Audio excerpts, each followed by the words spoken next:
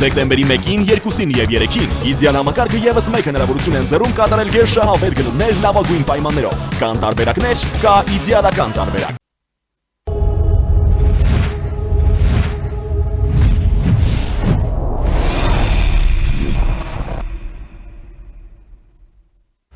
Մեր եթերը շարունակվում է, մեր հյուրն է Արցախի Հանրապետության նախկին արտգործնախարար արտակարգ եւ լիազոր դեսպան Արման Մելիքյանը։ Բարև ձեզ, պարոն Մելիքյան։ Բարև ձեզ։ Երևի թե ամենակարևոր նորությունը այս պահին Հայաստան եւ Եվրոպական միությունը գործընկերության խորհրդի 6-րդ հանդիպման այսօր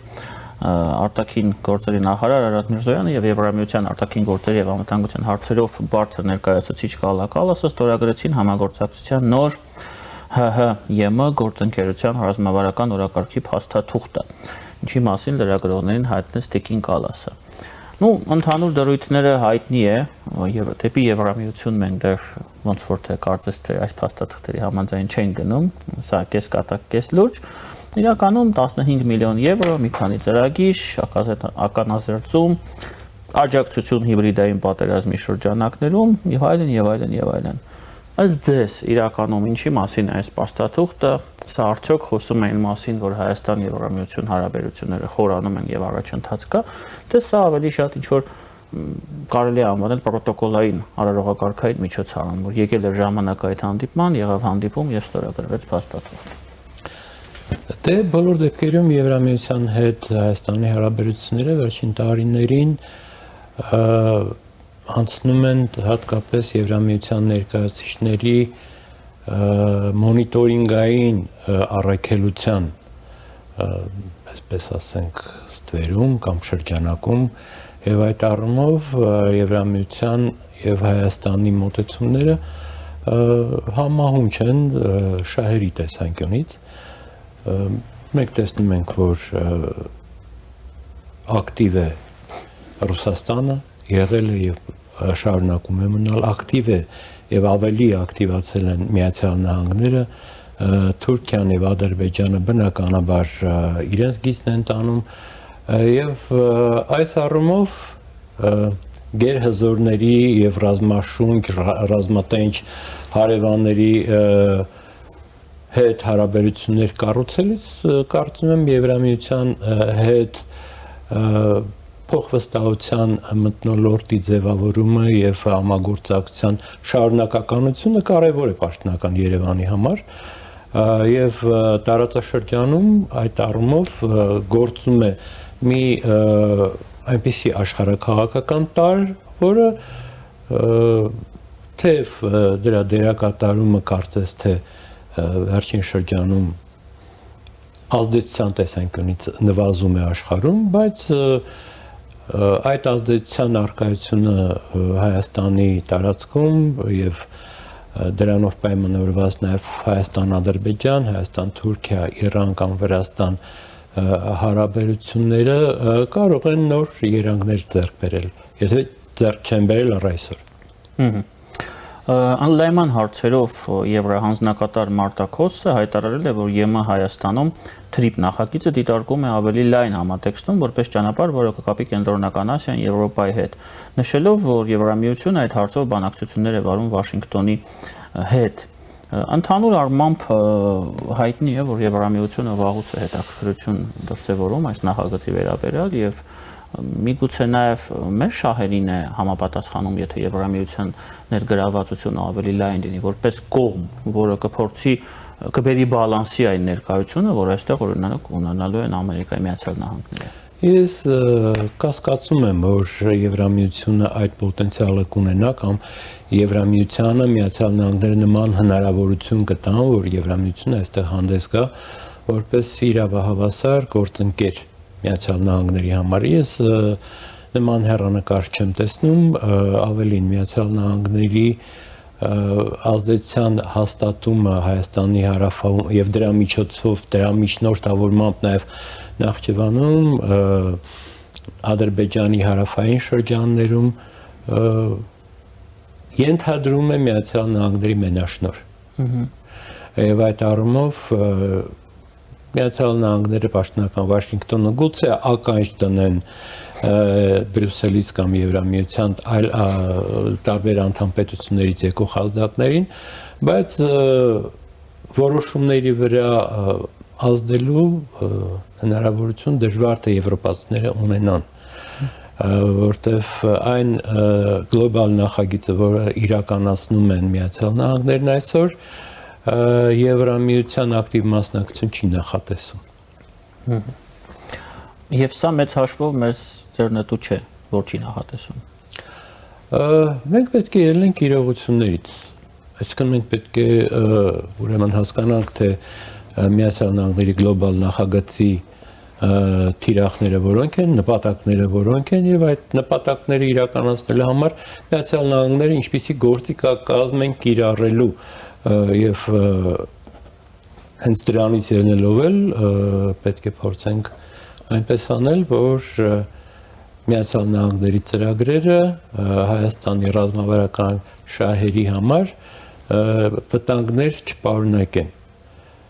Սա երկկողմ աշխատանքի խնդիր է եւ այդ առումով նաեւ պետք է աչքի առաջ ունենանք այն, որ ամեն դեպքում Միացյալ Նահանգների ներկայությունը եւ Տրամպի ճանապարհի գործարկումը այնուամենայնիվ կարծում եմ, որ հակազդեցության չի հանդիպի նաև Մոսկվայի կողմից։ Եվ այստեղ կարծում եմ իրավիճակը բավական նուրբ է եւ մենք իհարկե պետք է նկատի ունենանք, որ կան շատ կոնկրետ տնտեսական կապեր առայժմ Ռուսաստանի հետ, կա հեռանկար համագործակցության Եվրամիության հետ եւ այդ հեռանկարը պետք է դիտարկել զարգացման մեջ եւ կա շատ կոնկրետ ամերիկյան ներկայություն Մեղրի շրջանում այսօր, որը պարտադիր չի, որ ունենա տևական բնույթ, բայց բոլոր դեպքերում այս բավական հեղեղուկ իրավիճակում, որ ձևավորվել է մեր տարածաշրջանում, մենք ստիպված պետք է լինենք իրատես եւ փորձենք հենվել այն բոլոր կետերի վրա, որոնք որպես հենարան պատրաստ են հանդես գալ, դա լինի Եվրամիությունը, Միացյալ Նահանգները, թե որևէ մեկ ուրիշ։ Պարոն Մելիքյան, դուք նշեցիք, որ ԱՄՆ գլոբալ նախագծերում Եվրամիության համար տեղ չի նախատեսում, ես ձեր խոսքերում ակնարկ եմ տեսնում, որ այդ նախագծերը այդ թվում նաև ուղղված են Եվրամիության դեմ։ Ճիշտ եմ հասկանում։ Ինչ որ առումով, այո, Եվրամիության դերը Միացյալ Նահանգների համար շարունակաբար նվազում է արդեն բավական տևական ժամանակ, որպես դրա առարկայական մեկնարկ եկեք համարենք Մեծ Բրիտանիայի ելքը Եվրամիության կազմից, բայց այդ ելքը ուղղակի գործընթացի առարկայական դրսևորումներ մեկն էր, այդ գործընթացը նաև որոշակի գաղտնի փուլ է ունեցել մինչ այդ եւ այսօր գործընթացը շարունակվում է եւ մենք տեսնում ենք, որ Ուկրաինայի հարցով լուրջ տարաձայնություններ կան Միացյալ Նահանգների եւ Եվրամիության միջև, Եվրամիության առաջնորդ պետությունների միջև եւ այս առումով պետք է իրատես լինենք եւ հասկանանք, որ Միացյալ Նահանգները աշխարհում ուժերի հավասարակշռության նոր ճարտարապետություն են փորձում ձևավորել, որում Եվրամիության դերը այլևս նախկինը չէ եւ այդ դերը նվազում է եւ նվազելու է եւ դրան Միացյալ Նահանգները ուղղորդված կերպով կաջակցեն առաջիկա տարիներին։ Տպավորություն է ստեղծվում, որ Եվրամիությունը մեղմ ասած համաձայն չէ այդ Վաշինգտոնի նպատակադրումների հետ եւ օրինակ դրա ցուցիչներից մեկը նշեմ, նույն Մարտակոսը այսօր շփվելով լրագրողների հետ Բրյուսելում հայտարարել է, որ Եվրամիությունը 500 միլիոն եվրո կներդնի Հայաստանի էներգետիկ անվտանգությունն ու դիվերսիֆիկացիան ամրապնդելու համար։ Խոսքը գնում է օրեր առաջ Ուզբեկստանի մայրաքաղաք Տաշկենտում ստորագրված փաստաթղթի մասին, որով Հայաստանին աջակցություն է ստանում Կովկասյան էլեկտրահաղորդման ցանց նախագծի շրջանակներում բարելավելու էներգետիկ ենթակառուցվածքները։ ամրապնդելու անվտանգությունը ու դիվերսիֆիկացիան։ Խոսքը գնում է նաև այն մասին, որ Հայաստանը դրանով հնարավորություն է ունենալու սինխրոնիզացնել աշխատանքը թուրքական եւ վրացական էլեկտրոցանցերի հետ եւ միանալ այդ ցանցերին, ինչի նպատակը Տիկին Քոսի նվազեցնել Հայաստանի էներգետիկ կախվածությունը Ռուսաստանից, բայց մենք տեսնում ենք, որ դրա հետ զուգահեռ ԵՄ-ն շատ ակտիվ աշխատում է Կենտրոնական Ասիայի երկրների հետ, այսինքն այն ուղղության վրա, որի վրա աշխատում են այսօր ԱՄՆ-ն։ Եվ որքանով ես հասկանում եմ, ԵՄ-ն եւ ԱՄՆ-ն անջատ են այդ ռազմավարությունը իրականացնում։ Եւ մենք արդյոք կարող ենք այս պահին եզրակացնել, որ Կենտրոնական Ասիայում գնում է մրցակցություն ոչ միայն Եվրամիություն, ոչ միայն ԱՄՆ, Չինաստանի միջև, այլ նաև Եվրամիություն ԱՄՆ-ի միջև, Եվրամիություն Չինաստանի միջև։ Եվ Հայաստանը այս ամենում ինչ կարող է շահել, օրինակ հաշվի առնելով, որ այդ նույն 500 միլիոնանոց նախագիծը իրոք ինչ խոսք մեզ համար տալիս է նոր հնարավորություններ։ Ես կարծում եմ, որ մեծ խաղերը պետք է թողնենք մեծ խաղացողներին, բայց դրանով հանդերձ նաև չնսեմացնենք կամ չանտեսենք մեր սեփական դերը այդ մեծ խաղերում, այն դերը, որով մեզ վերապահում են այդ մեծ դերակատարները։ Այսինքն բնական է, երբ որ Եվրամիությունը 500 միլիոն ուզում է ներդնել Հայաստանում, նա նաև ակնկալիքներ ունի այստեղ, չգիտեմ, ազդեցության աճի, տնտեսական ներկայության, առայժմ ռազմական ներկայության մասին խոսք չկա, բայց բոլոր դեպքերում Եվրամիությունը ընդհանուր առմամբ առայժմ ուժային կենտրոնի դեռևս չի վերածվել որպես այդպեսին, այսինքն Եվրամիությունը առանց ՆԱՏՕ-ի իր ռազմական պոտենցիալի իրական գնահատականն էլ առայժմ չի ներկայացրել։ Այսինքն այդ տեսանկյունից բնական է, որ Միացյալ Նահանգները եւ Կենտրոնական Ասիայում եւ մեր տարածաշրջանում եւ Հայաստանում Եվրամիության նկատմամբ շատ որոշակի առավելություններ են ունենալու հենց միայն այն պատճառով, որ մեր տարածաշրջանում, այդ թվում նաեւ Թուրքիայում ներկա են ամերիկյան ռազմակայաններ։ Եվրամիությունը այդպիսի լծակներ չունի, իսկ մեր օրերում աշխարհը ուժային լուծումների ականատեսն է։ Տնտեսականը անշուշտ շատ կարևոր է, բայց եթե այն համալրված չէ ուժային տարրով, այդ տնտեսական կամ մշակութային ներկայությունը կարող է բավարար չափով ազդեցիկ չլինել, հետևաբար կամ Եվրամիությունը ներդրումներ անելու բոլոր դեպքերում պետք է ցկտի օգտագործել Միացյալ Նահանգների ուժային պոտենցիալը կամ պետք է ձևավորի սեփական ուժային ներկայությունը իր հետաքրքրությունների կենտրոնում գտնվող տարածաշրջաններում։ Իսկ բնական է, որ Կենտրոնական Ասիան էլ, Հարավային Կովկասն էլ Եվրամիությանը հետաքրքրում են Ռուսաստանը շրջանցող Չինաստանի հետ տարանցիկ ճանապարհի գործարկման տեսանկյունից, որում անվտանգ ճանապարհի, երկարաժամկետ ճանապարհի։ Իսկ այդ ճանապարհի բանալիներից մեկը այսօր Միացյալ Նահանգները վերցրել են իրենց ձեռքը, մյուս բանալին, որը Կներեք, որ ճանապարհի։ Գրիպի մասին է խոսքը։ Հա, մյուս ճանապարհը այսօր Վրաստանի միջոցով կարծես թե ռուսներն են իրենց ձեռքին պահում, այսինքն այստեղ էլ լայն առումով Հարավային Կովկասում կարծես թե երկու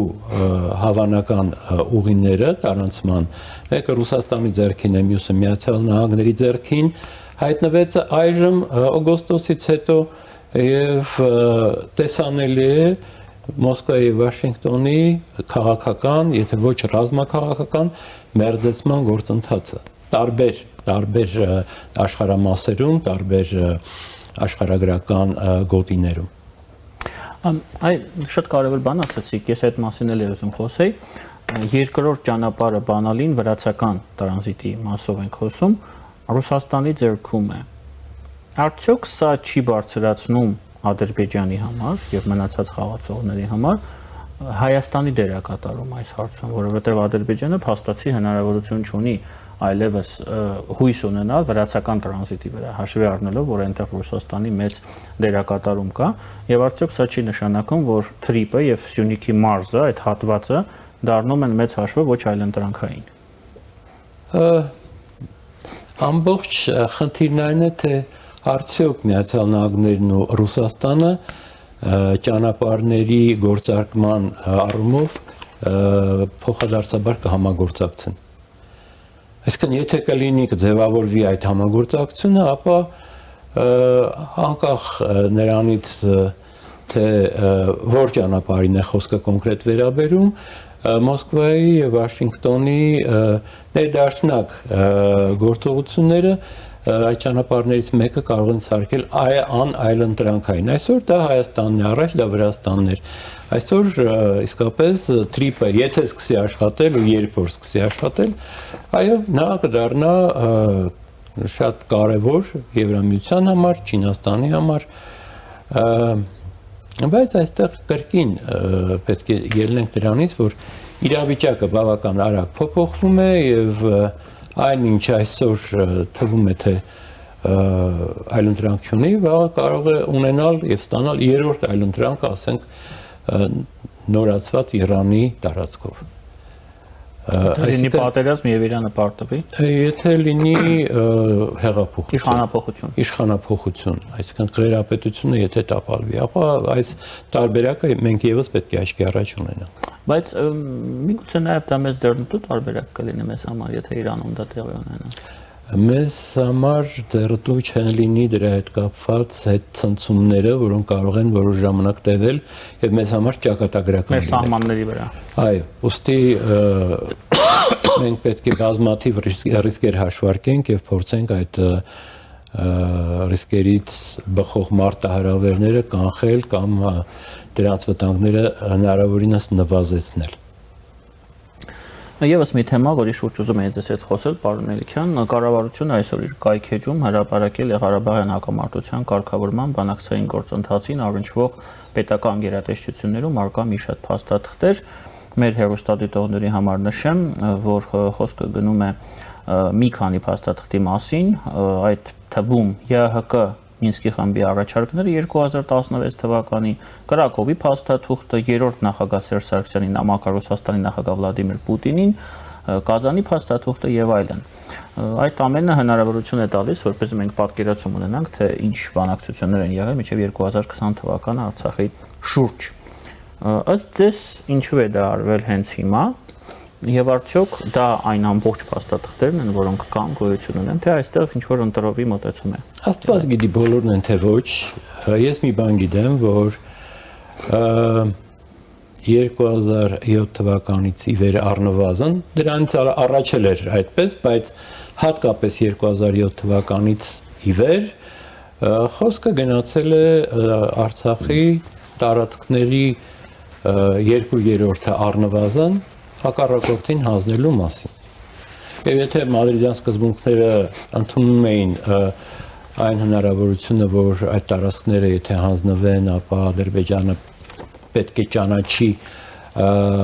Արցախի մեր հայրենակիցների կամ արտահայտությունը Արցախի ապագա կարգավիճակի վերաբերյալ, բայց 16 թվականից հետո, ապրիլյան պատերազմից հետո իրավիճակը փոխվեց։ Եվ այդ ժամանակվանից սկսված է 2/3-ի հանձնման շուրջ։ Այո, իհարկե։ 16-ից հետո։ Ոչ, 2007-ից սկսած մադրիդյան սկզբունքներն են դա նախատեսել։ Նորացված։ Բոլոր։ Այսինքն անկախ մինչ այդ էր առևտուրը գնում տարածքների շուրջ։ Եվ հայկական կողմերի աքիլեսյան գարշապարը հենց դա էր, այսինքն պաշտոնական ոչ Երևանը, ոչ Ստեփանակերտը չցանկացան տարածքային խնդիրը բանակցային գործընթացի առանցքից հանել համապատասխան նոր քաղաքական մոտեցումներ ձևավորելու շնորհիվ։ Ուստի բոլոր Հայաստանի նախագահները ամեն դեպքում խոսել են Արցախի տարածքները, Արցախի վերահսկողության տակ անցած տարածքները Ադրբեջանին հանձնելու գնով Արցախի համար ինչ-որ կարգավիճակ կորզելու մասին։ Սա հարատավոր եւ անպտուղ մոտեցում էր, ինչի մասին բազմիցս եւ տասնամյակներ շարունակ ասել են։ Իսկ որ պահից դա դարձավ անհնարին, նույնիսկ դա 16-ից հետո, պատերազմից հետո։ Անհնարին ինչը։ կորզել այդ ինչ որ կարգավիճակը 2/3-ը հանձնելով։ Մեր բանակցային մոտեցումները Ադրբեջանին այդ ուղղությամբ շարժվելու լայն հնարավորություններ տվեցին, ընդ որում թե Սերժ Սարգսյանի օրոք, թե իրեն հաջորդած Փաշինյանի օրոք։ Այսինքն Նիկոլ Փաշինյանը եւս չցանկացավ անհրաժեշտ շտկումները մտցնել, եւս չցանկացավ տարածքային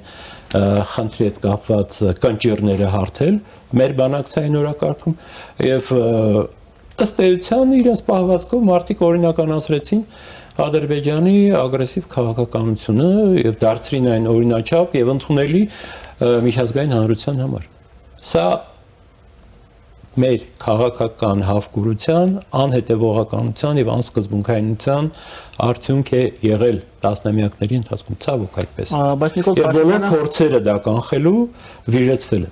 Նիկոլ Փաշինյանը բայց հայտարարեց, չէ, որ սկսում է բանակցությունները նոր կետից։ Սա ինչ էր։ Դե Արդյոք դա չէր, որ դա ինքնագովազդի տարբերակ էր, որտեվ ասելով, որ սկսում են նոր կետից, շարունակեց նույն տրամաբանությամբ եւ նույն օրակարգով։ Այնպես որ այս մոտեցումը կամ հռչակումը ըստ էության կեղծ էր, բայց երբ որ նա այդ մասին ասեց, նա դեռ թարմ էր եւ կարծում եմ այդ առումով գործընթացի վերաբերյալ բավարար չափով տեղեկացված չէր կամ խորամուխ չէր եղել, ընթացիկ խնդիրներ էր լուծում, թեև այդ առումով այսօրվա գործող իշխանությունը այս ողջ ընթացքում հիմնականում մարտավարական խնդիրների անդրադարձել եւ ռազմավարություն մշակելու կամ ժամանակ չի ունեցել կամ ցանկություն։ Մինչև պատերազմը եւ մինչև 23 թվականի Արցախի լիակատար կորուստը։ Իսկ այդ հնարավորությունները ունեցել են։ Այո, իհարկե։ Այդ հնարավորությունները եղել են միշտ։ Եվ այսպեսի հարց, դուք նշում եք, որ Մադրիդյան սկզբունքների շրջանակներում 2003-ից 2007-ից քննարկվում էր 2/3-ի հանձնումը եւ կարգավիճակի ստանալը, ինչ որ կորզելը։ Ադրբեջանի մեղավորությունն էր, որ դա տեղի չունեցավ, թե հայկական կողմերի։ Որ ինչ տեղի չունեցավ։ Որ այդ կոմպրոմիսը տեղի չունեցավ։ Կոմպրոմիսը Ադրբեջանի համար ընդունելի չէր, Ադրբեջանը ամբողջ տարածքն էր ուզում։ Իսկ ինքը նախադրյալներ էր։ Որ պահից դա սկսվեց, որ Ադրբեջանը ուզում էր ամբողջը։ Ի սկզբանե էր այդ։ Ամենասկզբից։ Իհարկե։ Ադրբեջանը երբեք չճանաչեց, որ Արցախը անկախ է կամ իրավունք ունի դառնալու Հայաստանի մաս։ Եվ այն ժամանակ, երբ որ ներմուծվեցին Մադրիդյան սկզբունքները, ադրբեջանական կողմը տարածքային խնդրի հետևյալ մեկնաբանություններ տալիս, ես նկատի ունեմ ինքնորոշման իրավունքի իրականացման առումով, ասում էր Արցախի հայությունը կարող է ինքնորոշվել, երկու տարբերակ կա, կարող է ունենալ ինքնավարություն Ադրբեջանի կազմում, կարող է չունենալ ինքնավարություն մշակութային, չէ՞, ինչ որ մշակութային։ Կապ չունի, յանն ինչ կլինի, ինքնավարության մասին է խոսքը, բայց Ադրբեջանի տարածքային ամբողջականության շրջանակները, որտեղ Մադրիդյան սկզբունքները ենթադրում էին կողմերի տարածքային ամբողջականության պահպանում։ Եվ ադրբեջանական մեկնաբանությունը սա էր, ասում են մենք կողմ ենք, թող ինքնորոշվեն, բայց Ադրբեջանի տարածքային ամբողջականության շրջանակներում։ Կամ ինքնավարություն կամ ընդհանուր այդ Արցախի տարածքը կբաժանվի Ադրբեջանի տարբեր վարչատարածքային միավորների միջև, չգիտեմ, դա կլինի Զանգելանի շրջանը, թե որևէ այլ, բայց ամեն դեպքում դա վերաբերում էր հենց այս մոտեցմանը։ Պարոն Մելիքյան, իսկ ինչն էր խանգարում մեր բոլոր երկրների ղեկավարներին ոչ թե փոխել ոչ թե մարտավարությունը, այլ փոխել ռազմավարությունը, սեփական շահերը այնպես ինչպես նրանք դա դիտարկում էին, թե այլ երկրների շահերը։ Օրինակ Մինսկի համանախագծները։ Ես չեմ բացառում, որ իհարկե այլոց շահերը եւ պահանջները կարեւոր էին, բայց ավելի կարեւոր էր այն, որ պաշտոնական Երևանը, առավել ևս պաշտոնական Ստեփանակերտը, սեփական ռազմավարական շահերը համարժեք ձևակերպելու ունակություն չդրսևորեցին։ Նման ունակություն դրսևորելու համար պետք է կարողանային ինքնուրույն ներքին եւ արտաքին քաղաքականություն վարել, անկախ նրանից, թե արտաքին որ դերակատարների շահերը ինչպիսի շեշտադրմամբ էին մատուցվում պաշտոնական Երևանին։ Այսինքն եթե պետք է որ Արցախը անկախ լիներ, Ես կարծում եմ, որ շատերն էլ գիտեն։ Երբևէ որևէ դեպքում որևէ նախագահի կողմից նման խնդիր չի դրվել մասնագետների առջև։ Իսկն ինչ է արժենալու Արցախի անկախության գինը կամ ինչ է արժենալու Արցախի եւ Հայաստանի միավորման գինը։ Ինչպես է դա պետք իրականացնել։ Մասնագիտական աշխատանք այս ուղղությամբ չի իրականացվել։ Այսինքն նպատակը չի եղել մեծ հաշվով, այդպես է ստացվում։ Նպատակը եղել է, բայց այդ նպատակը ստորադասվել է իշխող վերնախավերի եւ իրենց արտաքին գործընկերների լավ փոխհարաբերություններին։ Այսինքն այս փաստաթղթերի հրապարակումը այսօր, որքանով ես հասկանում եմ, ունի մեկ հիմնական նպատակ ներքաղաքական այս գզվրտոցի, մեջ դուրս գալ ավելի շահեկան դիրքեր, հաշվի առնելով, որ Սերժ Սարգսյանը եւ Ռոբերտ Քոչարյանը անդադ Նիկոլ Փաշինյանին արժեվ դնում են այս կամ այն խնդիրները, նշելով, որ նա է պատասխանատու Արցախի հանձնման համար։ Սա զուտ ներքաղաքական ռակուրսից պետք է դիտարկենք, միգուցե նախընտրական։ Այդ ամենը մեր իրական շահերի հետ, իրական անելիքների հետ ոչ մի առնչություն չունի։ Դա իսկապես քաղաքական տարբեր խմբավորումների մրցակցության եւ ավելի լավ դիրքեր ձեռք բերելու համատեքստում է պետք դիտարկել։ Շնորհակալ եմ ձեզ, պարոն Մելիքյան։ Մեր հյուրն էր Արցախի Հանրապետության նախկին արտգործնախարար, արտակարգ եւ լիազոր դեսպան Արման Մելիքյանը, ես Դավիթ Ստեփանյանն եմ, այսպեսին էին այսօրվա մանրամասները, կհանդիպենք։